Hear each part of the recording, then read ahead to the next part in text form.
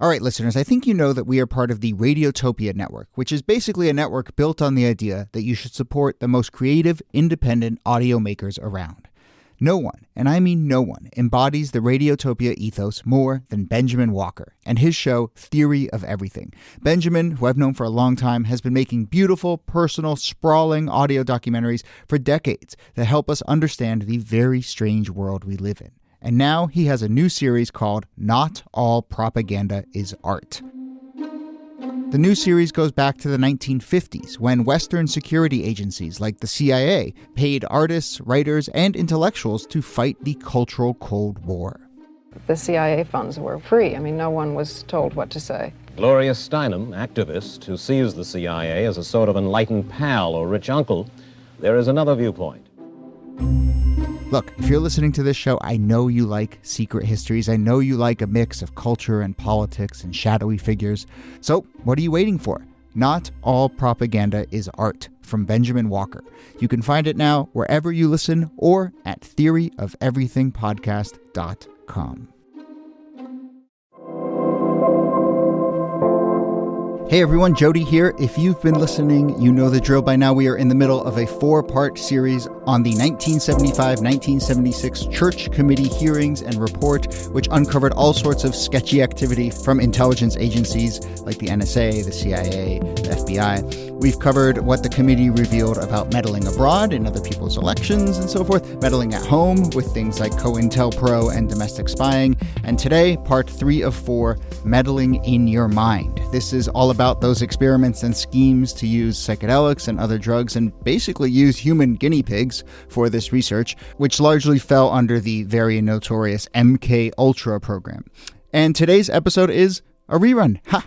I fooled you. But look, you're already listening. You might as well stay here. But seriously, we did an episode on MKUltra last year, and it fits really nicely into this mini-series. So here it is in case you missed it or you want to listen again, given the new context that we're doing. It's really interesting stuff. And our guest for the Family Jewels series, Rick Perlstein, is not on this, of course, because we recorded it last year, but he will be back on for the 4th and final episode of the series. Okay, here we go. Let's pick this up with me saying hello to Kelly and Nikki. Here to discuss, as always, are Nicole Hemmer of Columbia and Kelly Carter-Jackson of Wellesley. Hello. Hey, Jody. Hey there. So, Kelly, LSD, as people know, was developed in a lab. It is a synthetic drug. A lot of the early stories about LSD are of the people who were making it, sort of testing it on themselves. That's how you test the effects of a synthetic drug. So what is different when the government starts to get in on this testing? Oh, man. I mean, the first thing I need to say is consent matters. Consent matters. And to that end, your purposes matter as well. The way the government is using these subjects are unwilling. And so they have not given permission for the government to use them in this way. And furthermore, the reason behind their, drug testing or drug use is so that they can develop all kinds of different techniques of mind control to use on foreign enemies. So how can we use hypnosis or trip people out or drug people up to get them to forget certain memories or drug people up in order to get them to become sort of like mental robots, that do the government's bidding. So none of the reasons are good, but most important is the fact that none of these people are willing to be used in this way. Yeah, I mean, this is the Cold War era obsession with brainwashing and this belief that you can kind of turn people into blank slates and reprogram them. So there's kind of like a computer analogy that's happening that we can just like wipe the hard drive clean and put new stuff in there. And they're convinced, absolutely convinced, that the Chinese government and the Soviet government are not only experimenting in this, but they've cracked it. And so the U.S. needs to rush to catch up. And so the CIA, which was a new agency in 1947, some of the first things that they're doing is experimenting with these drugs, hoping that they can unlock the hard drive so that they can reprogram spies, that they can get people, like they can create a truth serum. There's all kinds of stuff they're trying to do. Yeah. And, just to paint some context, LSD was basically developed in the mid 40s. It starts to come out. So this is not long after. So, you're playing with something that there isn't really a body of knowledge of how it works. And then you are just sort of testing it in a bunch of different ways, as we are saying, on unwitting subjects. MKUltra would come to include not just LSD experiments, but, MDMA, which is ecstasy, mescaline, heroin, barbiturates, and, hundreds of subjects, many of them unwitting, and pushing in all these directions. There were also, as I think you were saying, Kelly, Nikki, there was this larger landscape of just using humans as guinea pigs and doing things like electroshock therapy, just all these ways to basically see how much you can control humans. Yeah, I mean, it's this real moment in social sciences and behavioral psychology where you're getting all of these experiments that are happening, some of them modeled after what was happening in concentration camps, some of it just experimenting with these new theories and techniques for how to change human behavior. And that then intersects with these new drugs. And so you have this really fertile period of really, in some ways, really bad experiments that are happening because you don't have those principles of consent, even though after the Nuremberg trials, there were new laws put on the books that forbade this kind of testing. And so a lot of MKUltra was done in contravention to international treaties about how you tested these kinds of things. And if I can give a little bit more sort of cultural context, this happens on the same time that Ian Fleming debuts his first, James Bond novel, Casino Royale, and all of his novels, and all of the sort of the spin-offs that come after that. We think of not just James Bond, but Jason Bourne, and all of these sort of spy movies in which some of the joy of reading these books is finding out how they, take some gadget and turn it into something else, or use hypnosis in order to get someone to become this like Manchurian candidate, to do the bidding of the government. I mean, it is something that I think gets exploited by literature, or maybe vice versa. But people are reading these very, very popular books, and there's a realm of possibility that I think people are sort of buying into about how this might be manipulated. Yeah. I'm a big fan of the Jason Bourne, movies. I haven't read the books, but I imagine it is based very much on MKUltra. I haven't actually sort of made that connection before. Should we just talk a little bit about some of the actual studies and some of the stuff that went down? Because we're talking about programs where they are hiring prostitutes to slip drugs to suspects and then watching them through two-way mirrors. Yeah, I mean, and part of the idea there is that if you target someone who has hired a prostitute, that person is going to be too ashamed to come forward. So they're actually targeting communities and people where they can use shame against them. So if they are found out, no one's going to say anything because they don't want to admit that they were caught in a brothel or what have you. But I mean, they're being roofied. They're being drugged without their knowledge, and so to hold them accountable to the response that they have to some drug is not only not fair and unethical, but just wrong on so many levels. You don't have the ability to sort of respond in a way that would get you justice. I mean, this is because it's the CIA. There's not a lot of opportunities in order for you to get restitution or for the government to be on your side. Yeah, especially if you don't know about it. And in the case of some people who did consent, because the CIA was saying free drugs, and there were plenty of people in the 50s and 60s who put up their hands and said, yes, please. But they were subjected to experiments like dosing them on LSD for 70 days straight, the kinds of things that you might consent to this experiment, but there can be long-term psychological damage as well as physical damage from being subjected to the kinds of levels of drugs that they were being given in some of these situations. I would also say that, there's some pretty interesting people who reportedly volunteered to have access to their LSD. One of them is Robert Hunter, the Grateful Dead lyricist, Ted Kaczynski, also known as the Unabomber, and then James Joseph Whitey Bulger, the notorious Boston mobster, was also allegedly a part of this experiment. So I think if there's anything to be said, it can have some pretty deadly consequences if not used properly. Yeah. Yeah, and it's also, I mean, I think just word was out that this was the place to get your drugs at that point, right? Yeah. And so you had to sign up for a CIA experiment. Yeah. There's this interesting confluence that you're describing, which I haven't really fully got my head around. But, like Timothy Leary comes out of academic studies of this, and, there's members of the Grateful Dead who had volunteered for CIA experiments. Think of that counterculture is so far away from academia and certainly the CIA, but actually a lot of those roots are in these experiments in this time. And this is also a moment where the tentacles of military research and development start to go out into academia. And so there's programs. It's not just the CIA running these programs, but they are funding programs, often funding, if I'm right here, I think funding programs where the people receiving the funding don't even realize that the money's coming from the CIA or that this is a sort of doing the bidding of the CIA. There's so much federal money flowing into the Cold War university and so many experiments that are being, in a way, kind of laundered through the universities. Yeah. So sometimes there's clear CIA involvement and sometimes it's all behind the scenes. And so it gives it this sense of legitimacy or this idea that, well, it's just pure science, when in reality it's being funded by the government to use. And you read these stories about the CIA and you're just like, I don't know that these people should have access to money or information because they're doing the craziest stuff because they just have free reign to kind of do whatever they want because they're this well-funded secret agency and they just have a time with it.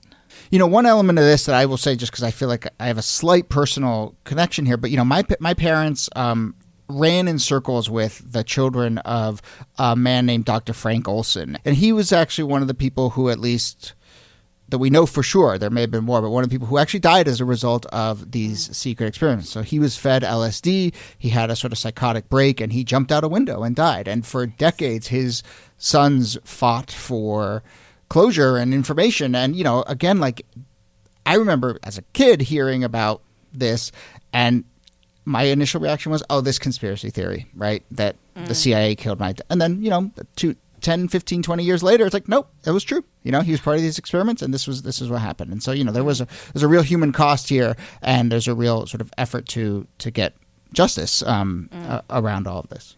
And it's really important that we know that story because it is almost certainly true that other people had terrible consequences, including deaths caused by these experiments. But because it was blanketed in so much secrecy, we just don't know about them. But in this case, the CIA has admitted to this. They've paid restitution for it. It is one of those things that crosses over from conspiracy theory to just unveiled conspiracy.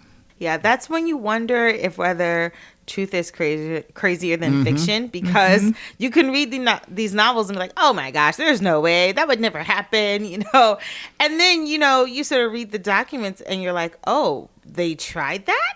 So I think that to me has probably been one of the most startling things, is that I could have read or seen any of these films and dismissed it as just okay, that's crazy or absurd, but there was a lot of legitimacy to that, and I think you hit the nail on the head too, Nikki. Not just how they're laundering through universities, but legitimizing through universities the work that they're doing as research. Yeah, I mean, this gets to this big thing that I think about a lot, that there's been a number of episodes we've done that have got me there, but it's just, there's this sort of patina of conspiratorial thinking around this, but then sometimes you realize well, that comes from somewhere, right? And sometimes, certainly in this case, I think MKULTRA has always had this it's a conspiracy theory, or the government is doing mind control, right? And then you look and you say, well, these were actually happening, and it does, and part of it is because the information doesn't come out for a long time. And Nikki, I think that's probably a good place to start to wrap up, is just point out that it's not for several decades later that we start to really learn what was going on here. Right. And part of the reason we don't learn is because another part of the conspiracy, which is in 1973, the director of MKUltra burns all of the files. And it's only because they found 20,000 misfiled papers on it that we've learned as much as we have about MKUltra.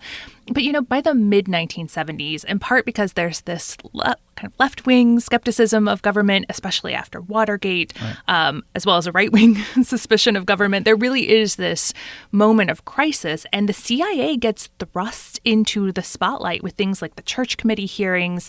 There are revelations about all of the things the CIA has been up to, assassinations that they've carried out, these experiments that they've been doing, the surveilling of domestic organizations and the infiltration of just like every single radical group you hear about in the 1960s has some CIA agents in it somewhere or some informants in it somewhere. And this all comes to light, and you realize the government has been surveilling and attacking its own people for decades. And it really does cement that idea that government can be really bad. And these intelligence agencies had to be restrained. And there are lots of laws passed in the 1970s about ethics and sunlight in government and constraints on government power precisely because they realized that the CIA has been up to hijinks for 20 years at that point. Yeah, oversight is everything. It really is. And we should give shout-outs to journalists in this regard. For instance, I think a lot of reporting by Cy Hirsch, a sort of legendary investigative reporter, uncovers a bunch of this along the way. But yeah, it does start to sort of crack wide open in the 70s. So as we start to wrap up, I do want to kind of talk a little bit. Maybe we'll do a proper episode about this at some point. But, you know, the conversation around psychedelics in particular has really changed in recent years. I mean, there's all this interesting stuff going on. There's a whole rise in sort of microdosing around LSD, and then there's a whole conversation about the medical benefits. Oregon just legalized a lot of these drugs. Michael Pollan has written a really compelling book, I think, recently about the health benefits of this. You know, and Carl Hart has also written books about this as well. Right, yeah. And so, you know, I just think it's a chance to look at the fact that the conversation about drugs has just been so shut down and sort of snapped back because of these sort of more sinister origins in some way and because of all sorts of other factors. But, you know, like we went from one extreme to the other and we're only slightly moving back, I think, to a real conversation about the fact that, like most things in the world, there are benefits and drawbacks to a lot of these things. But, you know, I think that connects to MKUltra because it was such a sinister origin. Yeah. And then in the 70s when it got blown open, you know, I think the reaction was really just like shut it all down, you know? Yeah. And not only that, I think drugs have been stigmatized so much and penalized so much that we have not created a lot of space to be able to say in a safe environment, how do we understand the utility of something like LSD? Are there aspects of it that might be useful or are detrimental? And how do we, you know, have a complete picture of this drug's components? And so I think we've shied a little bit away from that too much, but I think the more disturbing thing for me is just how much we have penalized people for it and not allowed for a reckoning of understanding these drugs and their utility. Yeah, and we should say, because they're listed as Schedule I narcotics, everything from marijuana on through psychedelics and the rest, they can't experiment on them. They're legally forbidden from doing these kinds of experiments in safer settings. And that's what's been so interesting as someone who grew up in the Just Say No 80s and in the times that all the scheduling was put into place and all of those harsh penalties you're talking about were put into place, to see not only the legalization of marijuana, but I think there's something really interesting happening, and we should do an episode on this, on the legalization of mushrooms and psychedelics. It's going to be really interesting to see the direction that goes in the next 10 to 20 years. Or at the very least, compare it to how other countries around the world who don't have these restrictions, what is their life like? Yeah. We are going to do it, not to spoil it, but yes, I'm also fascinated because of the weird political lines here too. There's this weird like conservative embrace of like things like ayahuasca or whatever. And so it's not just a sort of hippie, lefty kind of thing at this point, the drug conversation, especially around psychedelics. So there we go. Once again, we have booked a future episode as we wrap up one, but that is the end of this episode. So Nicole Hemmer, thanks to you as always. Thanks, Jody. And Kelly Carter Jackson, thanks to you. My pleasure. All right, that is part 3 of 4 of our Family Jewels series. Thanks to everyone, by the way, who has been responding to this. We've gotten lots of notes saying people dig this series. It's been really fun. We want to do more of these mini-series or theme weeks going forward. So if you have ideas for that, get in touch, thisdaypod@gmail.com, or through social media or through our newsletter, which just launched. We will be back next episode to wrap it all up with Rick Perlstein. My name is Jody Avirgan. Thanks again for listening, and we'll see you soon. Mr. Dulles, the CIA has been known as a super-secret organization. Do you think that's the way it should be? I don't think that's the way it is. There's no intelligence service in the world that tells as much and talks as much and gives as much to the Congress as does the CIA.